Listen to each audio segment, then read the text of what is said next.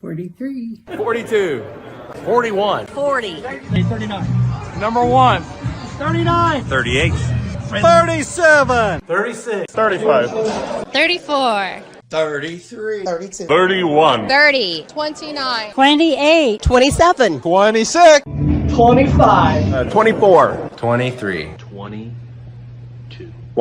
20. 19. 18. 17. 16. 15. 14. 13. 12. 11. 10. 9. 8. 7. 6. 5. 4. 3.5. 3. 2. 1. Hey, Rocky, you want to see me pull a show out of my hat? Nothing up my sleeve. Presto!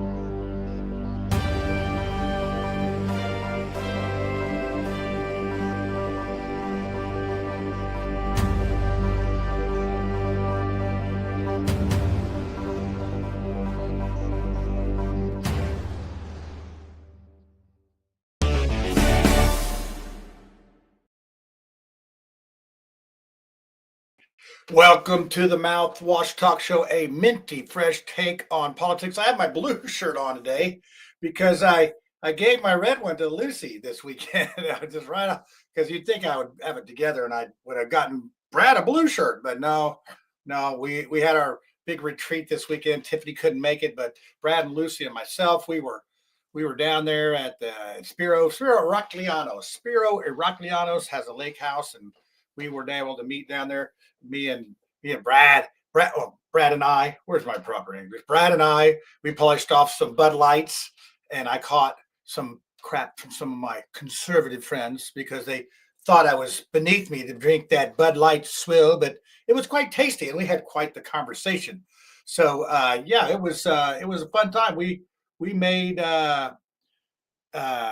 what's it say? Logged in and be ready. Okay, yeah. So sure, I love this show.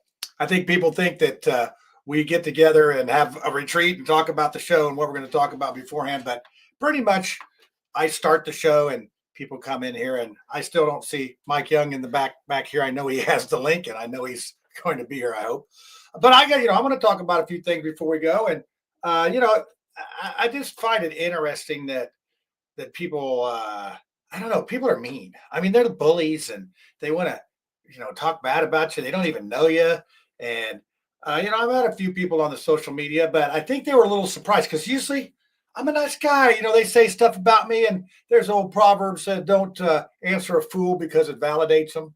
And there's some fools out there. And I know one big fool that I don't want to mention that person's name because they want to sue everybody because their skin's so thin that they can't take anything. Oh, you hurt my feeling.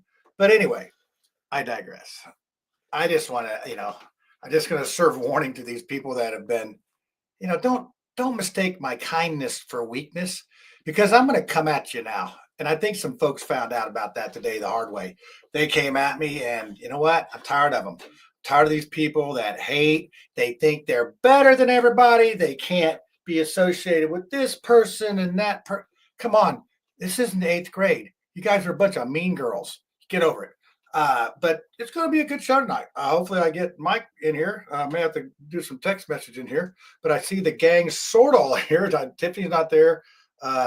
Lucy's got Epstein. Oh, Lucy just popped in there. Brad, of course, is ready, which is unusual because he usually pops in and out. He does the famous Irish goodbye. But what we're going to talk about tonight on the Mouthwash Talk Show is the Mile Square in Indianapolis.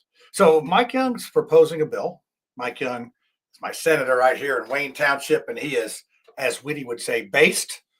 And he is a sensible, definitely conservative, a guy that really knows his way around laws. He's a lawyer, all that good stuff. Been around for a long time, and he's very respected. But he thinks that since we own, the Monument Circle, we have the War Museum, we have the State House. There's a lot of state assets in the Mile Square. So he's thinking, hey, since Indianapolis won't do anything about crime, homelessness, all that stuff, cleanliness, all that, why don't the state just take over the Mile Square? I'm like, sounds like something that might be good. We can see that. So hopefully I'll get him on here. I may have to call him. I don't know what happened to him, but I know he knows. So, but I'll go ahead and bring the panel on. I think it's going to be Brad. So far, we'll bring on Brad. Hey, Brad, what's happening? My Bud Light buddy. My Bud Light buddy. We polished off some Bud Lights, didn't we? We did. Thank you for that. We were having that. Oh, thank you. You bought them. I was like, it was socialism. That's how socialism works, Brad. It's when you buy them and I drink them. That's how socialism works. I just want to give you that. We had a good time. Were you talking about Trump though, who wants to sue everybody because he thins in? Yeah. Anybody that wants to do that. You know what? It's like, what's that one gal that you say, cash me outside? I mean, it's like. Oh, from the Dr. Phil, yeah. Yeah, Dr. Phil. What the hell's Dr. Phil doing with ICE and like Trump? Like he keeps going places with him. You know what? It seems like a lot of people are interjecting themselves into a lot of places. We're trying to stay in our lane on Mouthwash. We're a mini fresh take on politics. We like to listen to everybody's stories and all their stuff and all that. I try to be a nice guy, but sometimes they push me a little bit too far. And then I gotta, the empire's gonna strike back at some point. So, but we had a good talk. We talked about a lot of stuff. It was cool because I'm gonna bring Lucy on because you and Lucy had never. Yeah, that was the first time we've actually met in person. It was. That's not letting me switch the people around again. So what's up with that? I love StreamYard how it changed. So Lucy, what was your takeaway from our Mouthwash Summit down at the lake? It was like our Camp David moment.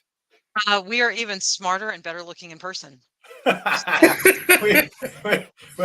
I would say the good thing is that we didn't drown in the water, but we did swim. And your daughter was like, oh, she got that. I'm going to go swimming, Mama. She gets down in the water, and she was chickening out like Rob Kendall.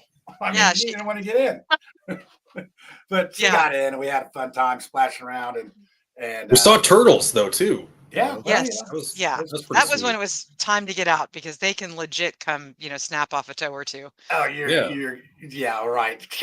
That sounds like I heard Jaws. Have you seen a snapping turtle? But those were scary. Those turtles were soft shell turtles. They got a little bitty enough. They're not going to bother you. Typical non-nature person. You're romanticizing. I know. Well, turtles. It was a lovely sea turtle that just. So you're going to get caught by a turtle. That doesn't look good on your resume. You got to be faster than a turtle to get by this. Tiffany, how you doing? I know you couldn't make it to the Mouthwash Summit. You ended up working. You were supposed to go to the Brickyard and then you ended up having to work. So. Yeah. So originally I was told that we had suite tickets. And then he was like, no, these are outside. And I was like, I cannot sit outside at a NASCAR race.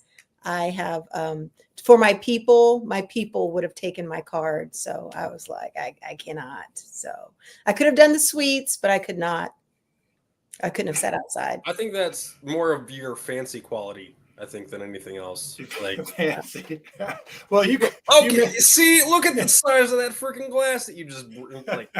This is my non-alcoholic drink, so I know people watch what I do. But how many Bud Light would get in there, Brad? I think that'd be 2 16-ounces. I mean, that's some big stuff there. Well, goblet. So yeah. Tiffany, you missed your opportunity to make fun of. Okay, I see Mike come. Mike's coming in and out. Okay, I see him there. I see him. He's coming. And Lucy, something happened to her. Probably missed an opportunity to make fun of who? Brad. You could have made fun of Brad in person. I mean, it was. We were just being too nice to each other. It was just. We were there. Yeah. Brad before, and when I met you, we were like hanging out. We were vibing. We had some food. We had some snacks. And we make fun of each other in person too. Yeah, we do. I didn't think I made fun of you, but it was a good time in a pokey way. So yeah, it was a good time. Well, hey, tonight we're going to talk about the Mile Square. We got Mike Young coming on. He's like getting to be a regular. Brad, I know you talked about the JFK conspiracy more that you wanted to talk about, so I'm sure Mike will indulge us on some more. I think a couple more things have come out since then. So hey, let's see. Let's bring on Mike. Let's see. I want to tell you, I've been trying to get on my computer to get on the site. I had to use my phone. This is what I get when I go on the computer. I don't even know what that is or what it's about. It keeps taking me to that, and I can never get on. Well, you know, it's So, politicians. You know, you got to show them how to do everything, right? It's like, you know, well, I do no, this but on my own, but I get it on my phone.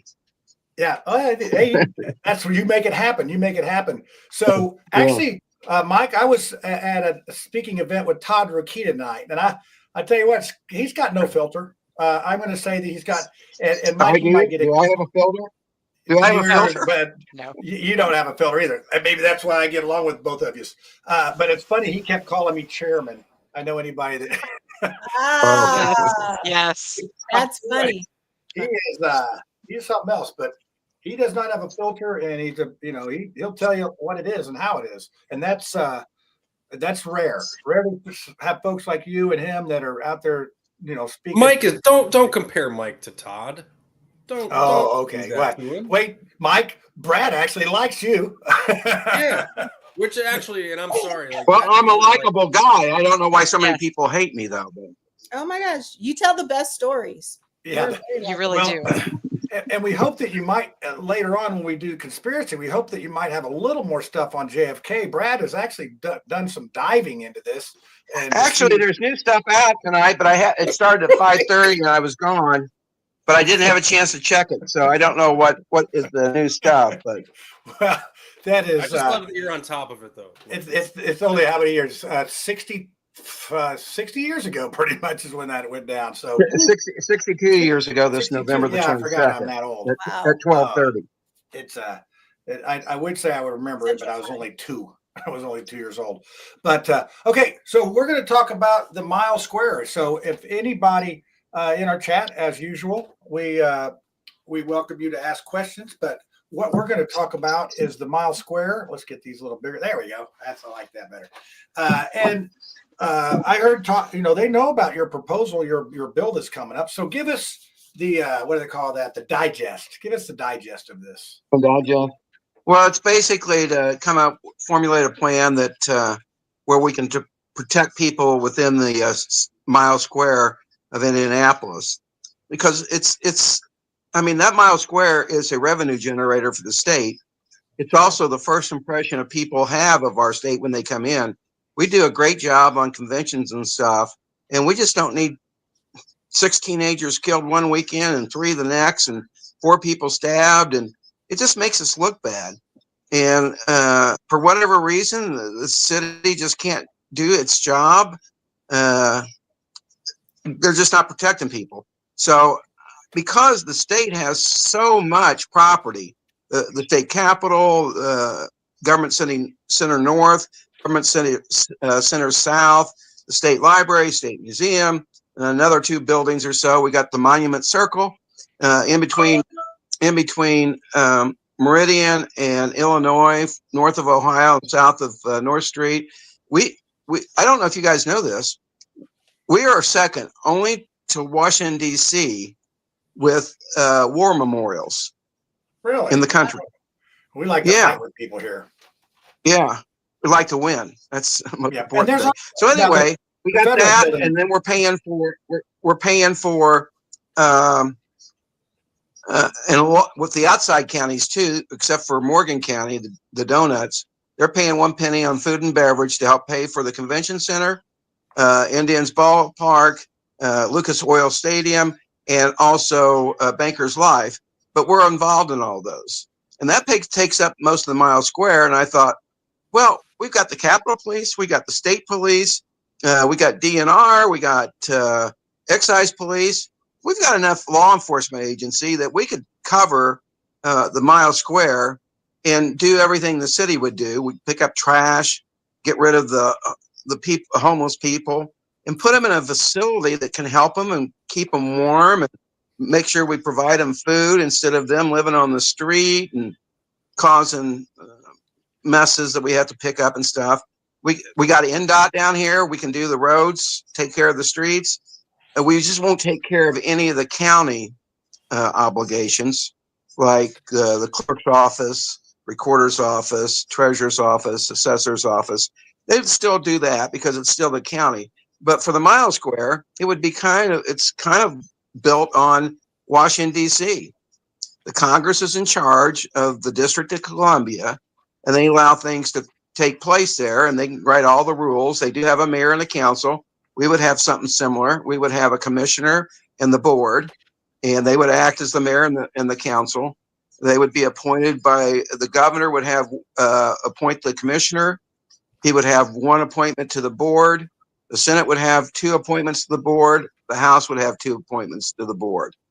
And the citizens, much like we do for judicial offices in Marion County, we don't have an election per se, but what we have is a retention vote.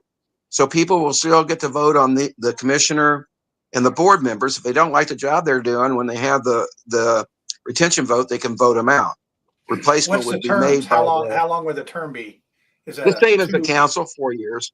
Okay. 4 years. Would it be concurrent with the council elections, or? Well, I mean, we can do it that way. Okay, There's no reason to have them separate necessarily. So what made you? But think of anyway, this? so I mean, because I'm afraid to go downtown. I'm afraid to go downtown and lose my life. Okay, I got you. And Yeah. and if I'm afraid, other people are, and that's not the way it should be. For whatever reason, Yeah, but there's the other city people can't who seem aren't. to get it done. Like, 'cause, Huh? like, there's people who aren't though as well. Like, we have our like a library federation conference coming up in November, and like I'm looking forward to it. I like going to Indy. I don't, At night. At night. I think violence is unfortunate sometimes, and I don't know. If Yeah, it's but just at like- night, I was like, at night, you want to go down the canal in the circle at night. I told you, I ride the scooters at like 1 a.m, 2 a.m. So, That is the Brad, most- that is You're great for fortunate. you. You're fortunate. You're great. You're a single male that could probably defend himself. I've got 10 kids. My youngest is 12. I don't think I've ever taken her to downtown Indianapolis. And I grew up on the West Side. I graduated from Northwest High School. I went to Broad Ripple High School for the arts Oh, program. I graduated from Northwest. I know. I went to school with your little sister, Cindy. Oh, did you really? Yeah. Oh, well, why didn't you tell me that before? Well, we should have invited Mike down to the Because retreat. I don't want to use my undue influence because your sister was nice to me in high school. that might, and I lived over, in Eagledale too, right down the street from the high school. So, Yeah, I so did grew we. up going to downtown. I mean, Mike, when we were teenagers, we could cruise the strip at Madison. We could go downtown and, just Exactly. endlessly walk the circle, and it was safe. There were a couple neighborhoods we wouldn't go to, but for the most part, growing up, Indianapolis was a shining jewel in the Midwest for its Nut people. Hook, all that stuff. That was the days. Not anymore. I told I got a a question for reporter Brad. that. I got a question for Brad. I told a reporter that. I said, when we were kids, we used to catch the bus and go down to the circle. They used to have a movie theater on the circle. But I said, I wouldn't do that now. And I'm an adult. I'm not going to go down there at night. Oh my God. Hey, listen, yeah, but I'm a 2A. I'm a gun guy. I never owned a gun because they scared me. But for the last 3 years, I carry a weapon because we're downtown working, and I'm not going to lose my life because some stupid kid thinks that he needs to shoot at me. Well, and there's also Exactly. I got a question for Brad. Brad, what's the difference between major violence and minor violence? Minor violence is on somebody else. Major violence is on you. So that's what I'm saying. It's like, we need to protect those people that can't. And I agree with, I do agree with you, Brad. I'm not afraid to go downtown. John, I'm not dangerous. Like when people if somebody sees me walking down the street, they're not like, not you. I'm not saying you personally, but there, there's and a lot of our violence is perception, because some of that it's drug dealers. Some of it is retaliation from a fight in a neighborhood. A lot of these people know each other that are and a lot of the violence is taking place at 3 o'clock in the morning or 2 o'clock in the morning. At times where like families normally would not be out. Okay, I'm gonna get really controversial. I know it's only nine. It's not. I know we're only 20 minutes in, but I do not shy away from saying anything. So I had a radio show back in the 90s, and on the radio show, I interviewed Harris Coulter. He's a PhD. Harris Coulter wrote a book. Well, two that are notable. The first is Vaccination, Social Violence, and Criminality. And he wrote that in about 96 or 97 when I had my radio show. That man was incredibly intelligent. He definitely deserved the PhD. The book that he wrote previously was with Barbara Loe Fisher, and she founded I think it's the National Vaccine Information Center, NVIC. So they worked together and they produced a book called DPT, A Shot in the Dark, for the diphtheria, pertussis, tetanus vaccine, because Barbara Loe Fisher's son was profoundly damaged from the whole cell, which is the previous version of the vaccine that they had in the late 70s and early 80s. She was actually instrumental in bringing forward the 1986 National Childhood Vaccine Injury Act and the National Vaccine Injury Compensation Program, which is what we have today, that is supposed to be like a no-fault system to compensate victims of vaccine injury, and removed all of the product liability from the manufacturers. So now children take on 100% of the liability for the risk of the vaccine, and manufacturers keep 100% of the profits. Okay, now that I've set that up, what I'm about to share with you was also learned by Dr. William Thompson, who was the whistleblower from the CDC, who came forward in about 2016. So you can Google Dr. William Thompson whistleblower, PR release, where he admitted that in the 2002 study on the MMR vaccine, when Julie Gerberding was the head of the CDC, and this is a vaccine manufactured by Merck, the MMR, they studied that vaccine, and the result of the study was that vaccines did not cause autism. However, the 2016 documentary Vaxxed, VAXXED, which you can watch online, might even be on Amazon Prime, if I recall. There's now 3 different Vaxxed documentaries, but the very first one in 2016 is the one that I'm referring to. Dr. Brian Hooker, who was friends with Dr. William Thompson, the whistleblower, Dr. Brian Hooker had a profoundly disabled son who, as a teenager, could not potty himself, walked around with, probably still does today, walked around with a baby bottle. I mean, profoundly autistic. So what Dr. Harris Coulter said on my show in the late 90s is that if you are Black, you are 200% more likely to suffer a reaction to the vaccine, a negative brain-altering reaction. And if you are male, you are 200% more likely to suffer from a vaccine injury. Now, Dr. Holter said on my show that the vaccine injury, and I'm going to probably mispronounce this, so those that are actually neuroscientists or brain surgeons, please forgive me. I don't know if it's corpus callosum or corpus callosum, but it's the part of your brain that sits between the 2 hemispheres and allows your left and your right hemispheres to talk to each other. It's integration. This is typically more active in women, which is why women are so verbally expressive. But in the vaccine injured, that corpus callosum was injured. And he believed that that was the mechanism that led to violence. So the thesis of his book, Vaccination and Criminality, or Vaccination, Social Violence and Criminality, his thesis was that you will see statistics of Black and male being 300 to 400% higher violent crime. And Dr. William Thompson and Dr. Brian Hooker in the Vaxxed documentary, all of the results of the statistics that they did, the raw data, not what was manipulated for public consumption, but the actual raw data from that 2002 study, showed that being Black and male and getting the MMR vaccine at 12 months instead of 36 months, so the smaller bodies were affected more tragically, to say so. 386% higher rate of autism in that study. They buried the study. They used that study, in fact, as part of the ammunition to clear out thousands of vaccination autism cases that were coming before the special magistrate. For those who don't know, there's an entire court system in the United States to handle the victims of vaccine injury, and over 5.3 billion taxpayer dollars have been paid out so far to compensate victims of vaccine injury. And that's even after you clear out thousands upon thousands of cases. So it is my thesis that our population in Marion County, it has a higher Black population. The males of the Black population are, and this is, I'm going to get a lot of hate for this, but this is all statistically backed up, that they are committing crimes at a higher rate. Vaccination has, in my opinion, absolutely created autism, along with other environmental injuries, creating brain injuries. But when I was a kid in the 70s, vaccines, there were 5 of them that we took versus 72 doses today. Yeah. Plus, it was 1 in 10,000 kids had what we would call autism. Now it's 1 in 36 nationwide. If you take the most current data, it's 1 in 31 kids are now autistic, and in But Lucy, California, it's 1 in 12 and a half.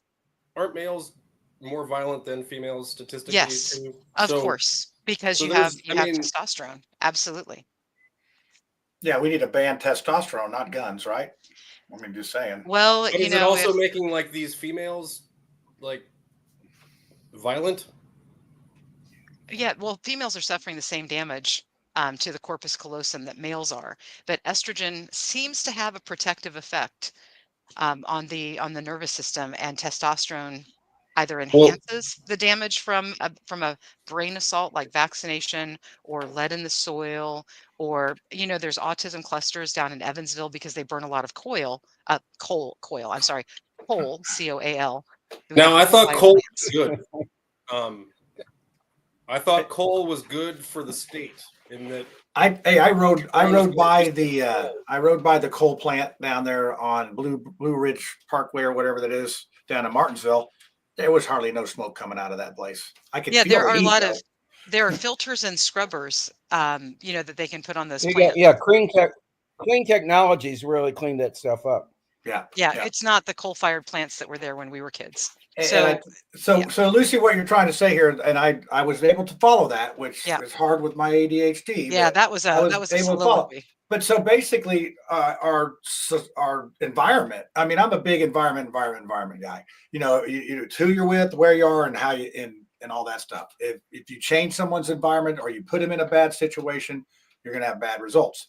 So, I with Mike's proposal here with the mile square, does that just sort of push everything out into the county? But the good news is maybe it's smaller and maybe our city could manage it better because they didn't have as much area.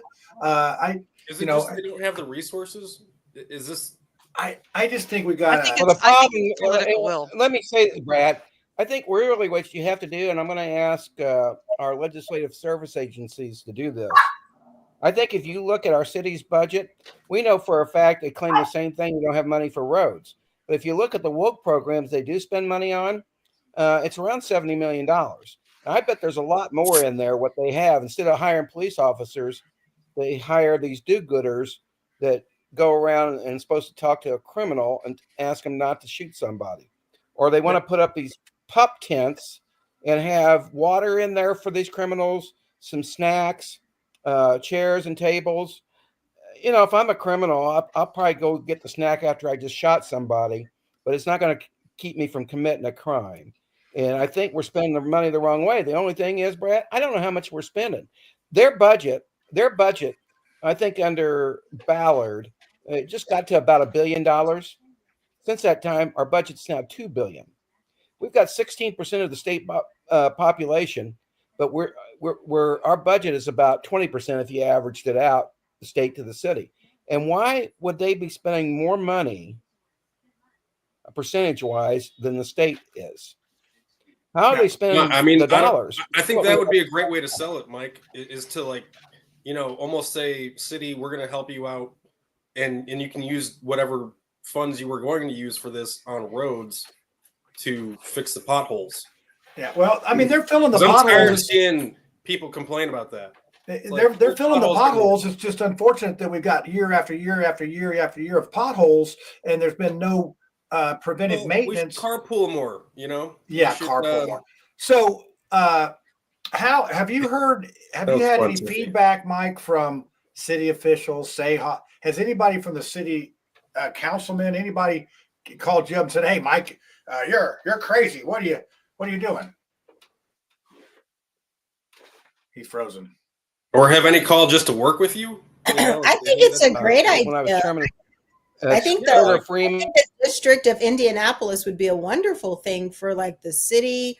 And I think that in a lot of these Democrat-led cities, it would be a way to reclaim them, like San Francisco and Baltimore and Indianapolis. Hey, Indiana's a trendsetter for what? I know. I've always said that Indiana leads the way. But I think Indiana's not red enough, I think it's a really great way to reclaim the city, and to do it in a way that doesn't it doesn't really it doesn't put the blame on somebody. Feelings of the voters. It's like voters, you can still have your prosecutor, you can still have all of those things, but within this 1 square mile, we're going to protect it because it is the hub of the state. It's the economic hub, it's a legislative hub. You know, it's the reason people come to Indiana. So I think it's very. Wait, our law is going to be different then within that? No, it's going to be different because they're going to be enforced. Yeah, they'll be enforced. But here's how it would work. For any criminal violation downtown, the Attorney General's office would be the prosecutor for that. We think it'll take 2 courts. Wait, the Indiana, Todd Rokita. Yeah. Well, it wouldn't be him personally. Well, because he already does criminal cases, so and he has the authority to do it. This guy over here, down the other side of the street from us, he doesn't prosecute anybody. He lets people out in bail. So we don't want him to have any authority to do that stuff because we want to clean up downtown, and we need to have the authority to prosecute the criminal violations and keep people in jail and not give them low bail or no bail and have them get right back out like they did about 3 years ago. And they got out, 3 people got out of jail for murder, got an ankle bracelet, and they killed somebody within 2 or 3 days. Yeah, that one guy stabbed his girlfriend wife to death. Like, it's like, dude. So, Mike, are you cut out when I ask you the question about have you gotten any feedback from a councilman or from anybody from the city or from a local? Have you got any feedback? I started to say that I've spoken with the governor's office. I've spoken with our Republican senators in Marion County, represent part of Marion County, and I've talked to the Attorney General's office. Now, 3 or 4 years ago, when I was chairman of the Criminal Law Committee, we had a 5-bill package that we put together to help the city for crime. We invited all those people over. We talked to the Democrat caucus in the House and the Senate. We talked to the prosecutors. We talked to everybody we could and laid the groundwork and said what we were going to do to help. 4 of the 5 bills passed, and yet the city hasn't used them. Really? Yeah, that's typical. We're supposed to get relief for the floodplain out here. Carson got $1.3 million that goes to the city. Where it is, I don't know. I mean, it's lost in space. So they're going to turn your neighborhood into a soccer field. Oh, I got it. They're going to turn John's neighborhood into the soccer. They're going to flood you guys. Down by the old heliport. That would be within the mile square district. Yeah. Well, and I think that would be. But it's difficult because they don't want to do it, and they don't want. All we're trying to do is help. I'm not doing it to hurt anybody. I'm trying to do it to protect people, and they don't want to be a part of it. Well, and it would be a good way for them to get out of that. And but I mean, can't the help be coming in from the state though? Then, and not like a. Well, we are helping by taking over that area. Well, not like a total takeover, but like more funding, more. Throwing money at it doesn't help Democrats. I just told you their budget went from $1 billion the issue of management to $2 billion. They don't need more money. They don't spend it right. Pop-up tents for criminals don't work. And they're spending that money doing that kind of stuff. It doesn't work. What keeps criminals from harming people is having more police on the street and a prosecutor that will enforce the law. Well, it's very similar to the immigration. When we have the perception that our borders open, people flood in. But when you have the perception that you're going to get arrested if you come across the border, guess what happens? But I got a question from our audience here. This one says, can you tell us about the bill you authored, Senate Bill 172, which would make it possible to charge a law enforcement officer with a misdemeanor if they refuse to cooperate with state or federal agents enforcing immigration law and racial profiling, or in other words, having a problem with ICE and this stuff. So, yeah. Well, here we have a law in the state of Indiana. I found out about this, that if a police officer asks you to help the officer and follow his direction for help, it could be he's getting beat up by 2 or 3 people, and he asks for help. You don't help him, we can charge you for a crime, for refusing to help an officer.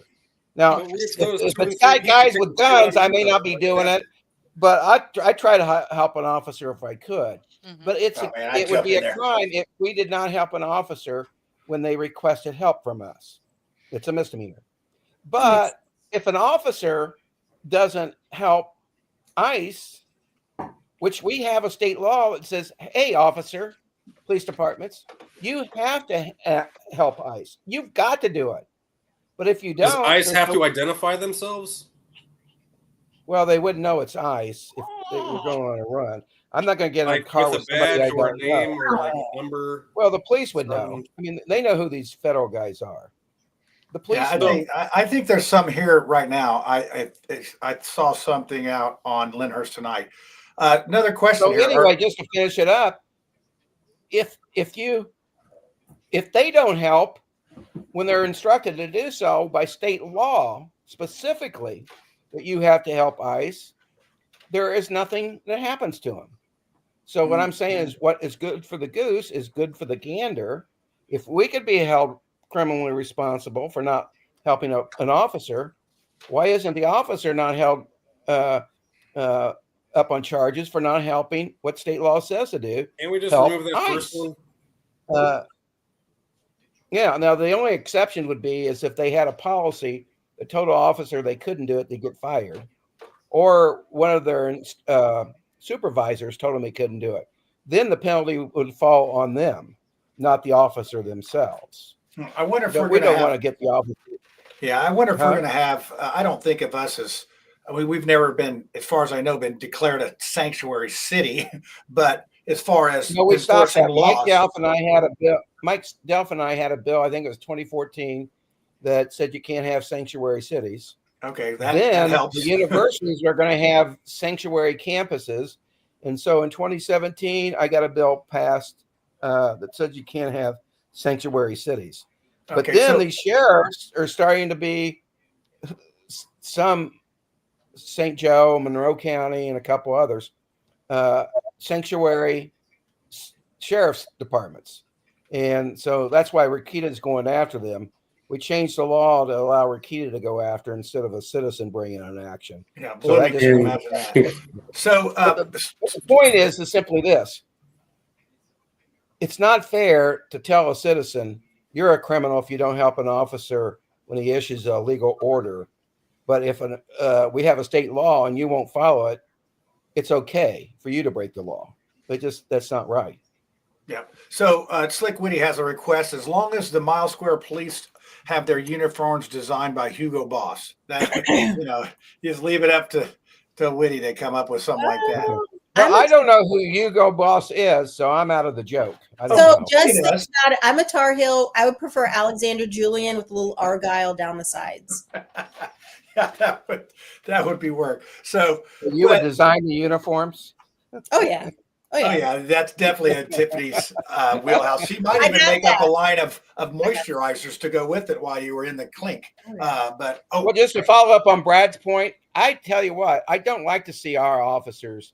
I understand maybe why they do that, but I don't like to see officers go in with hoods over their face. That bothers me because I don't know who it is. Yeah. And, no, even if it's an FBI agent, a CIA. I don't like it. I don't like it at all.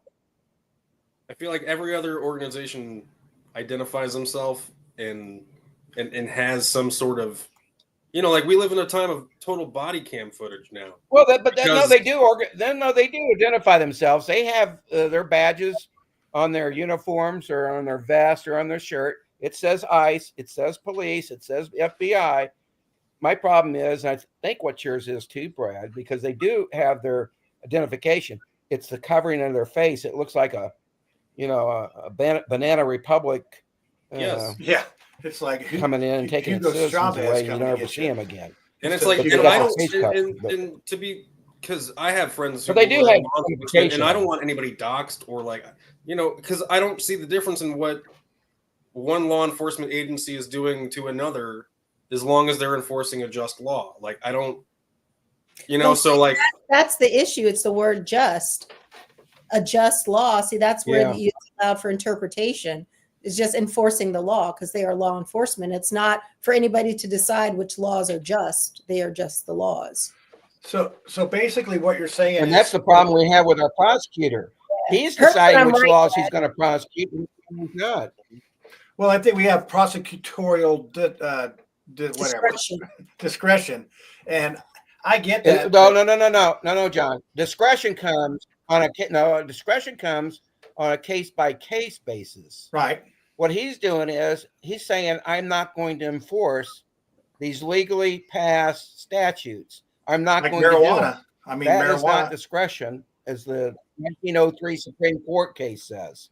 It says that prosecutors do have discretion, but it's on a case by case basis, not just saying, I don't like this law, and so I'm not going to. And so all the ones that fall under, It's very expensive, and I heard tonight what Todd Rikita was talking about the guy out there in Oregon that murdered the college students, and he said that maybe part of that bargain was the fact that it costs so much money to put somebody in the death penalty that they don't have the resources to do it. So the plea deal seemed more attractive because of that, because it takes on average like 17 years to run somebody through that system, and all those hours, and it's a very tedious thing, and it should be tedious, but it's very expensive. It takes 2 seconds to pull the trigger and 25 years to fix it sometimes.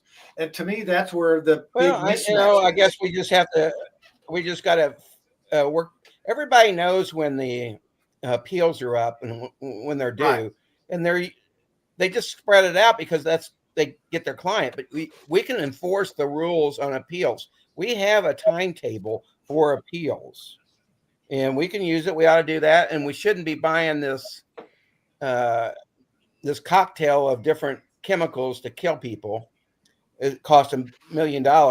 We can do a firing squad, and it only costs that's funny because that was one of the questions tonight, and this chemical cocktail has been approved, and so has a firing squad, but anything else is going to get tied up in litigation by the other side lawyers that you'll never get it done. Because we asked that question, well, can we do something different? And we it can do firing squads. Yeah, that's still been tested and true. Also, I found out about this guy. There was a firing squad out west, maybe Idaho or somewhere like that, and the guy lived. They missed the heart. But I was talking now, they have this mechanism. I talked to Senator Toms, who's on the board of the NRA. They have these rifles now that will be set up stationary, aimed at the middle of the chest, and all the people have to do is pull the trigger. I don't know why we couldn't get AI. I'm sorry, wait, who did you say that was, Mike? Senator Toms. Senator Jim Toms. Of Indiana? Yeah. Is that your guy? The one who, yes. He's down south. He's from he's south. No. He's the one who went after libraries for the, and he was like, yeah. He was all that him. porn you're putting in the library, Brad. He came after you. No. How'd that go? I couldn't have written a better, other thing that he does. Of course he would do that. Like, Brad. If people can't shoot a gun straight, we need to make sure they're efficient. I thought the firing squad, you line up 12 people and you give one person a bullet in the gun so that they don't know who shot who. Yeah, so you don't even. John, that doesn't work. When you put the dummy bullet in, if you're a gun person, it's not. You know who has it. Oh, so okay. It's not a surprise. One person knows they did it. I don't want to be all. And if you shot it, then you're the one that killed the guy. If you had I think we could pay. People would probably pay to view that. I mean, it would be. If you're in like American Idol, you're okay with it. I think. I didn't hear your question, Brad. I'm sorry. Like, if you're in that line, wouldn't that be something that you're okay with happening? Yeah, I don't. Like, even if there's say there's 6 shooters. And the odds of you being the shooter then are 1 in 6. You're still taking that. People will. My understanding is people will do it. Their conscience is clear because they don't know if they're the ones that had the blank cartridge or not. Right. Then I understand the way it works. You'll probably know it, but Yeah. So Jennifer Bailey says that wood chipper. I don't think that's going to get hard to be approved. But that would be, we call that the Fargo law or something, maybe. I don't know.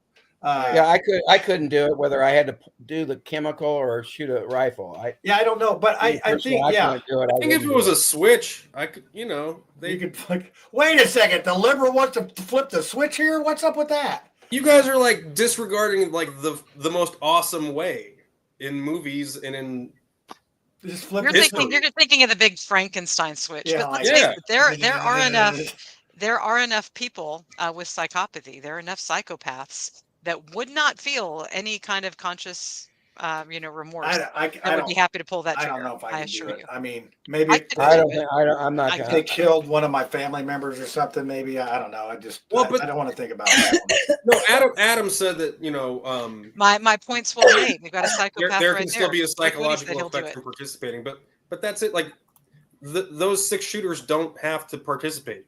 They don't have to be in that line if they don't want to. I don't know why I don't know what job you would be in. Why don't we just give you're people gonna do this? like what? Maybe once you're on death row, you give people like a menu of different ways, and you let them select. It could be like, oh, would you like to be eaten by a shark, or perhaps that's the humane way to do it. To the ocean and drown, or jump into the Grand Canyon. Just give people like a selection of items. I don't know how they don't just give them too much fentanyl. That seems to be killing people here in Mars Hill just so easily. I mean, it's like that. But like a drug overdose, eat yourself to death.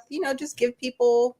John, the fentanyl is actually the perfect solution because people smuggle drugs into the prisons all the time. Why don't we just give them a little bit of unfettered access and we can clear out death row in an afternoon? Typical Spiro Heraclianus to keep us on track here. How did we get on this subject? I don't know how we did, but we did. It was Mike's fault. We should have called this. Whenever Mike gets on this show, we are getting close to the conspiracy theory, so we could talk about JFK, and I guess didn't they just put out some stuff on Martin Luther King as well? So yeah, they have, and I haven't had a chance to read it. There's a new thing that came out.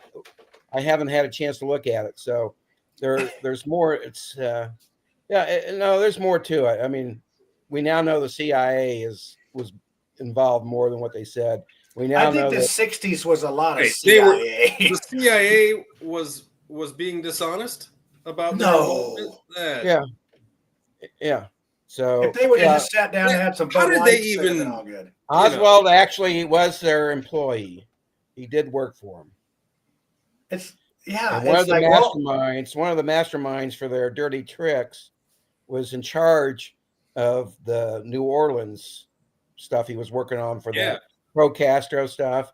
But one of the best guys, I'll tell you, I don't know if I mentioned this last time or not, but one of the most devious people, even the Russians tried to kill this guy. He was so good at what he did, they wanted him dead. His name was William King Harvey. He was born in Danville, became an attorney, got in with the FBI, and he wanted to pull dirty tricks and stuff and do CIA, and he went to the CIA. He developed this plan to intercept all the Russians and the communist Germans, their phone communications. What he did was he had a little, looked like a Walmart on the American side. And for 2 years, they dug a tunnel underneath, but they had to do it only at certain times, because if they didn't do it at the time, when it was the heaviest traffic, they could feel the earth move. So they did it. That's why it took so long.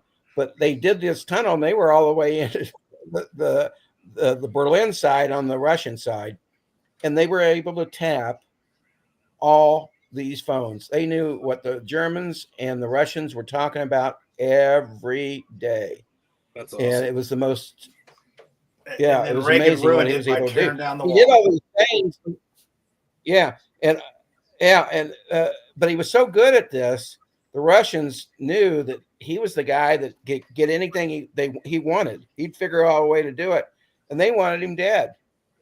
But going back to Kennedy, so on Kennedy, he mysteriously left the country just before the assassination Interesting. and went to Italy.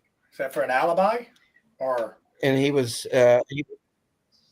well, I guess. I mean, the guy's Maybe pretty he smart. didn't want to be part But of he it. came Maybe... back. He retired. I don't know if you read about this guy. Just Google him. I just went and read his Wikipedia Harvey. page, and on his Wikipedia page, which I just read. First of all, John, Oh, his did birthday you? was while you were talking, I'm a fast reader. His birthday was September 13th. What? So yes. What So a that was the fuse. first thing. I'm September. So let me get this right, Lucy. When I'm talking, you don't listen to me. You go do research. Yeah, but that's how Actually, I can actually listen. I can actually. I'm listening. I can do both. I can do both. I can So separate. anyway- I can separate my brain. But what I was going to say is really funny is he said they demoted him, and in order to demote him and keep his job, he would have had to come to Indianapolis. So instead, he resigned. So even back in the 40s or whatever, he wanted to avoid that 1 mile square, and he'd rather take a demotion and not have a job and come back to Indianapolis. Well, Lucy, I'm surprised you didn't, tie it to the Fed, because I think that was one of the, because Kennedy. Oh man, he wanted to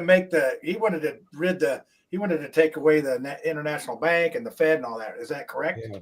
Well, that is correct. He wanted to do that, but the thing is, when Kennedy first met William King Harvey, he walked in the door. The Secret Service stopped him because he always carried his weapon everywhere he went. They wanted him to give up his weapon. He says, "I never give up my weapon. The president wants to see me." So he kept the weapon. And the president, when he walked in and he met him for the first time, Kennedy says to him, "So you're my James Bond guy." Yes. Oh wow. Because he had that big of a reputation. It's like this was different times back then. On we didn't have the communication we have these days, but they made do, and it was the spies, the Cold War, all of that was going on, and the 60s were. I mean, if you're a politician, it was brutal. I mean, it was like, hey, we don't like you, we just whack you, and that's they did that. Our CIA, I think they killed and took out the 1 or 2 years before Kennedy died. They took out 7 national leaders. We did. And 2 of them was in Vietnam, and they were brothers. Yep. And they died on November the 3rd, I think, November the 8th. And then 14 days later, Kennedy was dead. But it was the CIA that took everybody out. It's like, who sits around and hatches these plans out in the back room? I mean, it's like William King Harvey. He's the guy. That's who used to do it. Yeah. Really? It's like, no, he can't be still alive. Is that? I mean, no, he died. No, he's dead. He died of a heart attack during surgery. A heart attack. We know how that works. The CIA has heart attack guns. Yeah, they have a heart attack. Yes, I know it. Yeah, exactly. They do. It's like, so let's wind this up with something just totally different. How about we're talking about the Epstein files, all this stuff that's going on, and the transparency and the lack of transparency and all this. And I don't know what's I don't know if I really care. I see in that, Lucy, I think you subliminally made me think. We should care. Pretty good. Yeah, she's pretty good at what she does there. They all mean different things. Well, let me just give you one thought about that. If everybody's waiting to find out who Epstein knew, who went there, get the names, wouldn't his girlfriend, who's already in prison, know those same names because she was in it with him? And I would think so. She hasn't been killed yet. And how do they put somebody in jail for a list that doesn't exist? Okay. Well, because she had those little kids. She was part of that. But the point is, if she really had if he had that list, she would have that list. And if I were her, I'd say, get me out of here. I'll give you the list. Well, yeah, that's what I think but you think about that, you got the Epstein didn't kill himself. A lot of people say that. Well, why don't they whack Ghislaine? I mean, that's what I'm saying. She has the same information he did. And she's not dead. She is not dead. So there's a lot of, it's speculation. It's almost like the Colts played on Sunday and everybody's talking about what they should have done on Monday. What isn't speculation are those videos of Trump and Epstein dancing and laughing about, Like Well, we've all you know, in the seen it, right? 1990s, in the 1990s, before any of this stuff came about. I don't know who you've ever danced with, but if we have a video and it's 30 years later, and then you find out whoever you danced with turned out to be My a dance criminal. card is clean, Mike. I can't wait for I can't wait for the me Well- and Bud Light things for Well, Brad come flying. Brad, out what Mike meant to say was, you know, who you could be next to somebody at a Fish concert and find out that they are a psychopath, serial killer, blah, blah, blah, blah, blah. But at that time, you don't know. But, 10, 20 years later, you find out those things. So as you're writing them a birthday card, Well, it's well, very they're similar. claiming that's not his. But hey, listen, what was the guy that was killing all those girls? And he was really a fancy guy, a good Ted Bundy. Ted Bundy. Yeah, Bundy. Bundy was so good, people didn't know he was a killer, even when he was killing people. They didn't know it was him. So what are you trying to if say had a about picture of President yourself Trump with here, Bundy? Mike? What? He's saying that it's difficult to judge people by who they associate with. But I think that there's also, I think Trump and Epstein parted ways. So, I mean, like I had different friends in the 90s. Trump kicked him out. Trump actually kicked him out of a club down in Florida. It may have been his. And he's never talked to him. Hasn't talked to him for 20 years. So he got rid of the guy. Here's another piece of information. Can we talk about how Pam Bondi was the Attorney General of the state of Florida? Oh, and got the $25,000 kickback from not prosecuting somebody for something? Well, no, it was Epstein. It was Epstein that was being prosecuted when she was the Attorney General, and Acosta was the prosecutor. And that's how Epstein got that sweetheart deal where he had like an ankle monitor so he could go to work. And I mean, they knew they knew what he was doing, but because he's got dirt on everybody, in the Memorial Mile of Indy, in the Mile Square, not the Memorial. That's the Mile Square.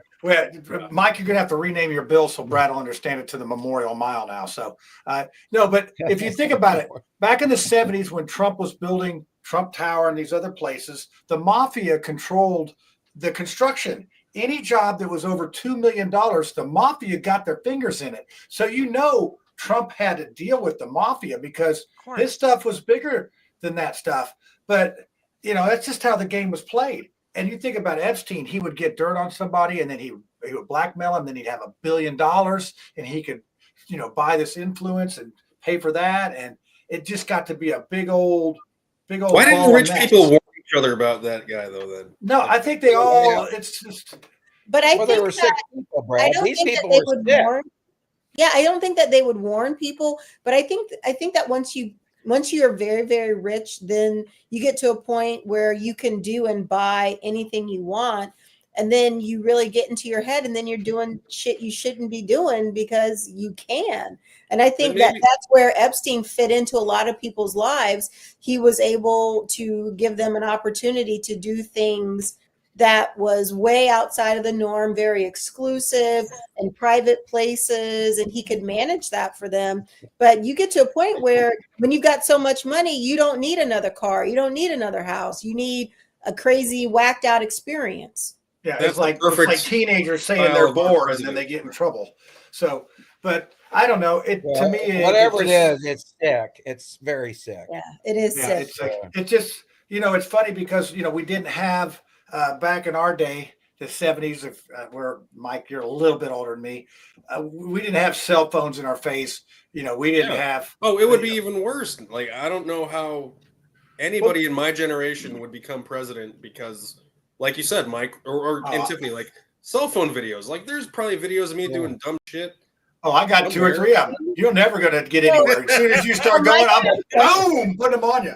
Mike, I have a question. So this is a totally different topic, getting into organ harvesting and some of the controversies around people being on life support and organs being donated.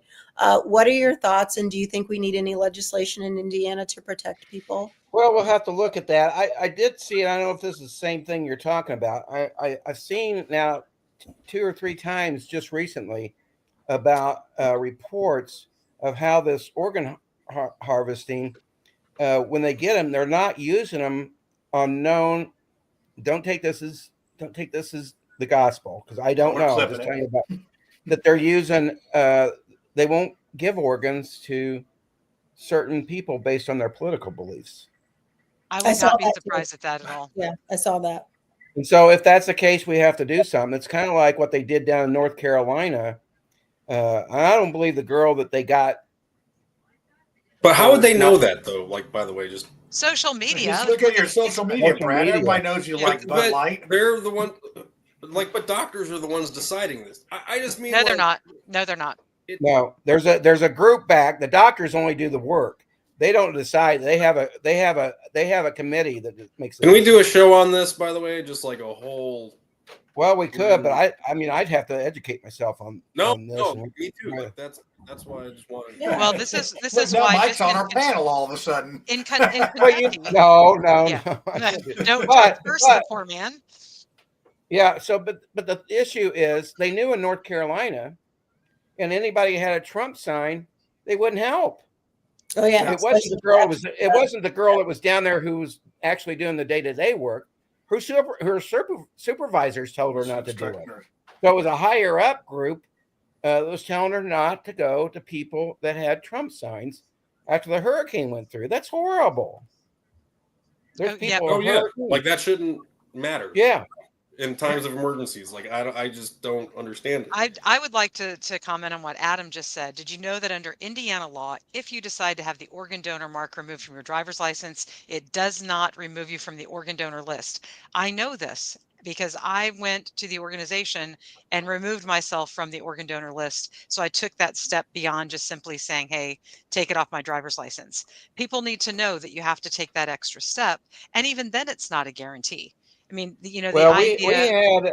we had a state senator whose husband died, and they wanted to take his organs, and the senator said, "No, you're not going to." And they fought over it, and finally, she won out and wouldn't let his organs be used.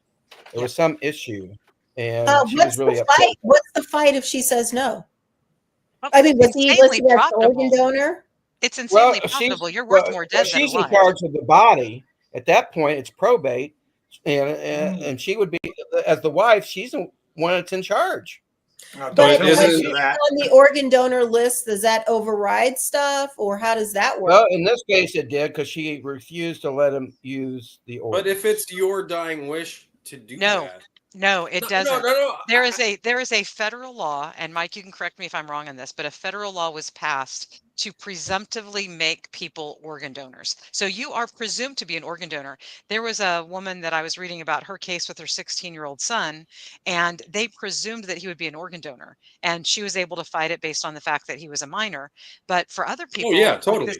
This gentleman that was in Kentucky, this is recent. I mean, this is why the whole, MAHA RFK took it up, is because we had somebody in Kentucky that was being prepared for organ harvesting, and his sister He's said not dead yet.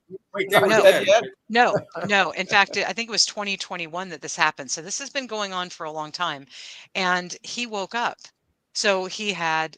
Yeah. He woke up multiple times. I heard about that one too. Yeah, during the operation. Yeah. Yep.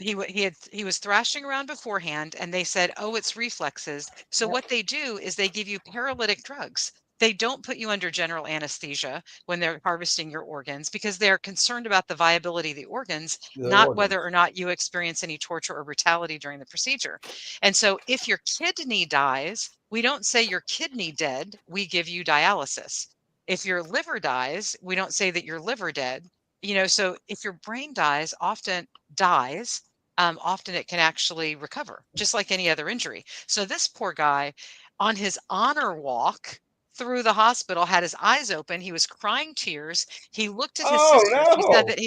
She said that he looked at her as, with tears streaming down his face, as if to say, I'm trapped in here. I can't do anything.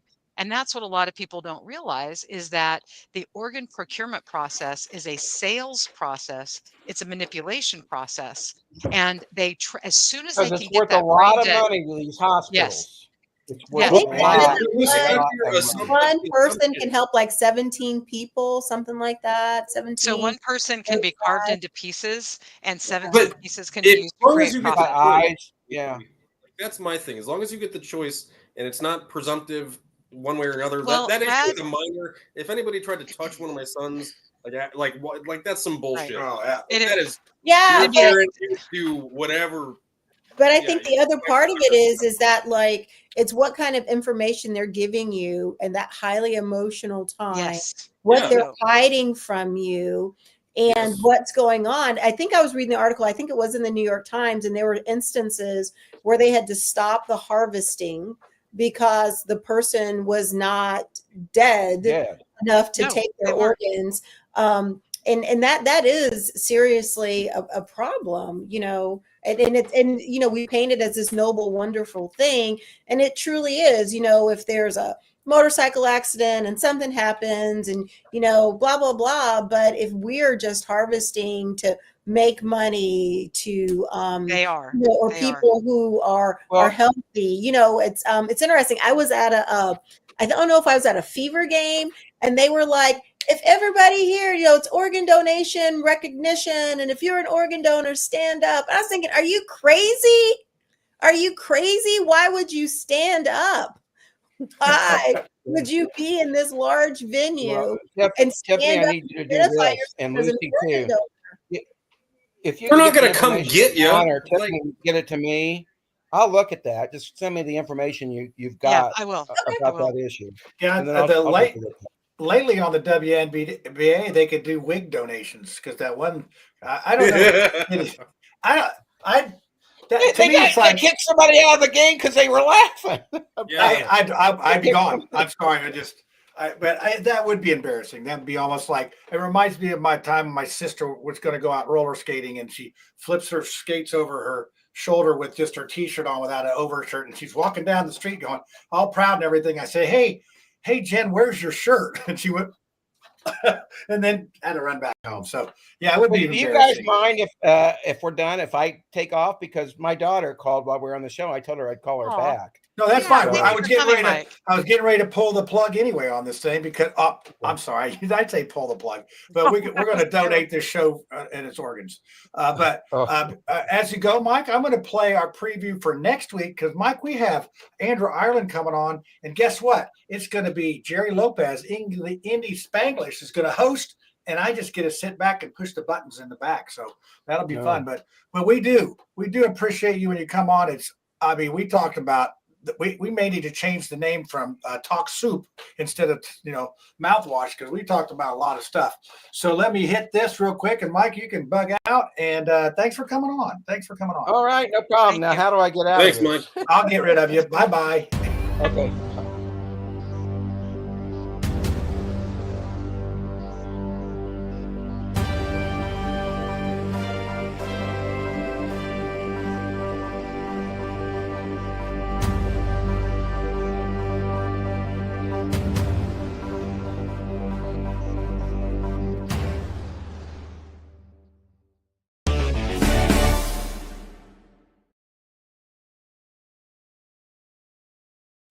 All right, that's going to be fun. You guys want to put up with me next week, so you get a professional in here.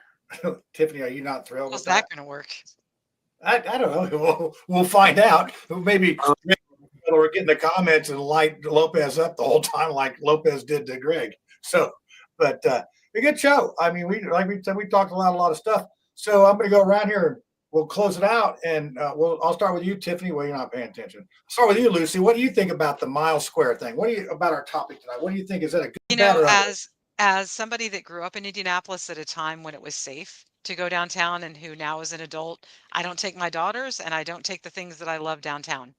And even if there's a convention, unless that convention is something that I know that I can get in and get out during the daytime hours, I'm not letting myself be in a position for harm in Indianapolis. And I am certain that we lose a lot of business that way.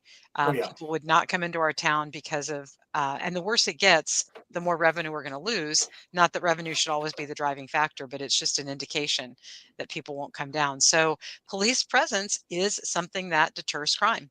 And being willing to prosecute and to hold people accountable for their actions, that is also a crime prevention.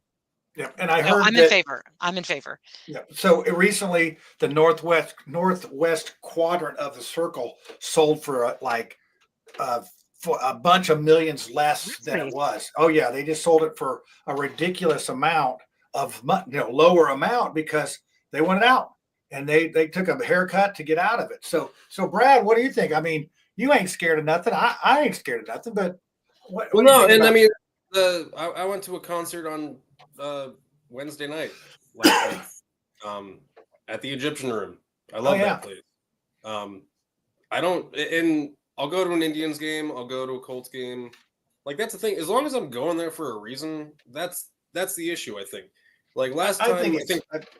Well, when Greg was on last time, we were talking about like, regardless of race, I think when there are bigger crowds, I actually think that helps. I think it's when it's like small groups of people at 2:00 in the morning. That is like the issue. It's not, I always feel like there's a strength in numbers and crowds a lot of the times. Yeah, and that might be foolish thinking, but it's there's that like we're all there for the same reason. Like we're all in a good mood. I feel like everybody would shout down somebody trying to ruin it. You're gonna shout down bullets. Yeah, Stop them bullets. Bullets. No. Get down, Lieutenant Dan. Tiffany. So yeah, I'm not worried. There will be a good guy with a gun, so I'm not worried. Okay, so this is my thing. When I moved to Indianapolis in 07, no. When I joined Lilly in 03, I came here for training and I ended up spending roughly like 2 months downtown Indianapolis. Absolutely fell in love. I loved the bars, the restaurants. It was safe. It was walkable. Yeah. I had the time of my life. And now like if I go to an event and when it's over, you immediately get into your car and you leave.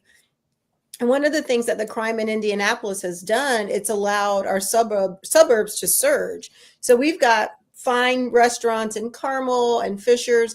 And for the people who live in these used to be bedroom communities, they don't even have to go into Indianapolis anymore for fine dining, for arts, for culture, for activities, for sporting events. So Indianapolis has effectively, they're killing themselves. Yeah. I say Marion County's in jail and the donut counties are the bars. Because if you think about going out in any of these counties, we talked about this last week about, you can get arrested a lot easier in Carmel and Johnson County and Hendricks County than you can here. We just don't see anything being really enforced here. Listen, but if you're being dumb, you should be like that's it. Like just don't be an idiot. Like that's what I hate about. Don't be. That's like Rodney King. Can't we all just get along? Brad, we're going to quote that on Just don't be an idiot. I mean, this is it's we all want to go home at the end of the night. I don't get it.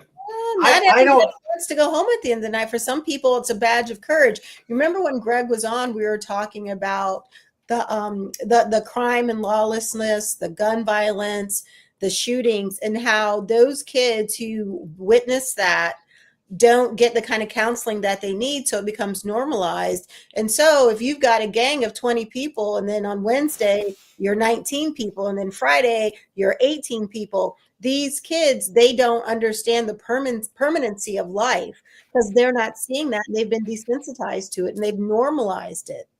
And then it's does this courage, like I'm going to go out shooting or I'm going to take people with me. Well, so does this help that then? Like it doesn't seem like this. Well, I need words, not pronouns. Does what? The bill from Mike Young. I think that there's a stuff to fix up here because for the Monument Square. You're still going to have Denison Parking that's in charge of the parking, which they split some with a third of it goes to the city, and Denison Parking gets the rest. There's still going to be some ironing out to do. And Lucy, thanks for posting that about the Keystone. Is that the part I'm talking about? I know that Keystone had purchased some property down there, and for transparency, Ursel Ozdemir is the owner of Keystone Construction, and he is the person that is trying to get the minor league soccer stadium built, and it sort of fell apart. They're going to do it in your neighborhood. They're going to do it in Mars Hill.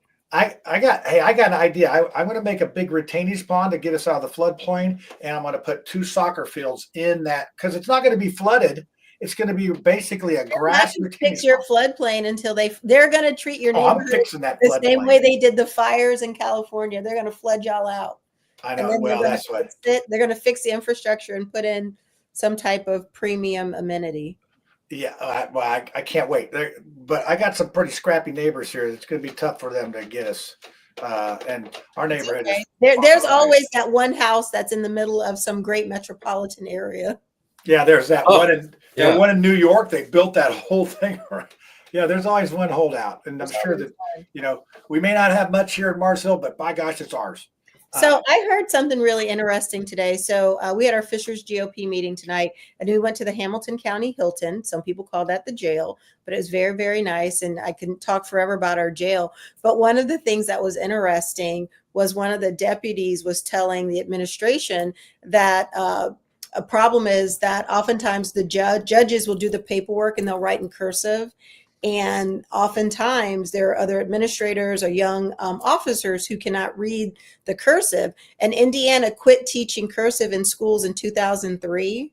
So I don't know who was making decisions in 2003, but they essentially have cut their own throat. So there are people who cannot read cursive. So it is now like hieroglyphics. Like you could write a message to somebody in cursive and they wouldn't know what in the heck it was.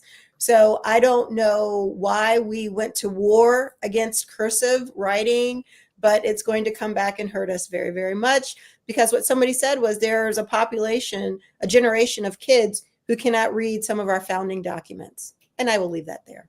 Yeah, that's like, well, I took the second grade twice because I couldn't cursive write. So I'm going to say that I just was born. But Google can translate it out for them. It'll be fine. Yeah, AI will fix it. Oh, really? Really? Yeah. AI, yeah. Really? So let's see. Brad, they were talking about Google. The Democrats who did it. Thank you, Brad. I was looking for a Have we ever been in charge in this state? Yeah. Majority. Yeah, you were. Yeah. You know what screwed it up, Brad, was when they did that walkout to Illinois. Oh yeah. That was yes. And plus they did a lot of they had a pretty good deficit going for the state. But one of the things that was done in 92 or 4 was O'Bannon shut down all of the institutions, the mental central state, and and honestly, I don't think it was the wrong move, because it was very poorly operated. And I just heard some stuff tonight about the deaf school, which is in our Constitution that we take care of the deaf and the blind. That there's they keep cutting the funding, and it's under the government, and it needs fixed. There's a lot of stuff that needs fixed. I mean, a lot of stuff, and we just. But the thing is, our deaf school is one of the best in the nation. So not anymore, Tiffany. Not anymore. No, not the report I heard today about that. So okay, we're gonna do a little trivia here. Do you know, this is right, do you know where the deaf school is, and do you know where the blind school is located? Anybody know? Raise your hand. One of them's on College. I think the deaf school's on College. I don't know. That would be the blind school. It would be on College up by Park Tudor. Okay. And the deaf school is by the fairgrounds, the state fairgrounds. And I know that because when I used to build the track for the monster trucks there, we would have the overflow parking in the deaf school's side yard. And every time I built that track, it rained. And you know what four-wheel drive guys do in rain? I had to reseed that thing like 5 times every time. I'm like, man, can I get a break? But no, I couldn't. But anyway. Did they come at you like yelling at you? No, it just caught, just part of it was in my contract. But one year I got to pick up Bigfoot, the truck Bigfoot. It like flipped over, and I had to take the front end loader out and put a strap on it and pick it up in front of all the people. And it was like, that's my Bigfoot claim to fame right there. So built a Bigfoot track. You don't know a lot of people that actually built the Bigfoot track or the monster truck track. Now you do. Now you do. You know it. All right. On that note, better tonight. Let's call it. Let's call it. Hey, you guys are missed me for a week, so I hope you can get over it. So be on time. What's that? You'll be behind the scenes. Well, I'll be pushing buttons, and don't get mouthy with me, or Brad, I'll just do this and just like, boom, Brad's gone. That's all I do. I can do that. And, it's like, let's see. Oh, and if I get mouthy, you'll get rid of me too? Well, no, I wouldn't do that. Hey, Lucy, how you doing? Now we can talk. We got rid of those exactly. Two other yahoos. It is all good. But no, everybody tune in next week for our great show, and we're getting more people. I think Todd Rakita is going to come on, and we got David Shelton coming on again, and it's going to be fun. So he's kicked up his campaign a little bit. He's like getting a little more aggressive on some stuff. So that'll be fun to see what he's up to. So hey, let's call it a night, and we'll all go do our thing. So let me see when we find Andy. All right, see you, everybody. Catch you next week. Indy Spanglish, and Ireland, whatever his name. Andrew Ireland. Yeah, that guy's coming on. So we'll see you next week.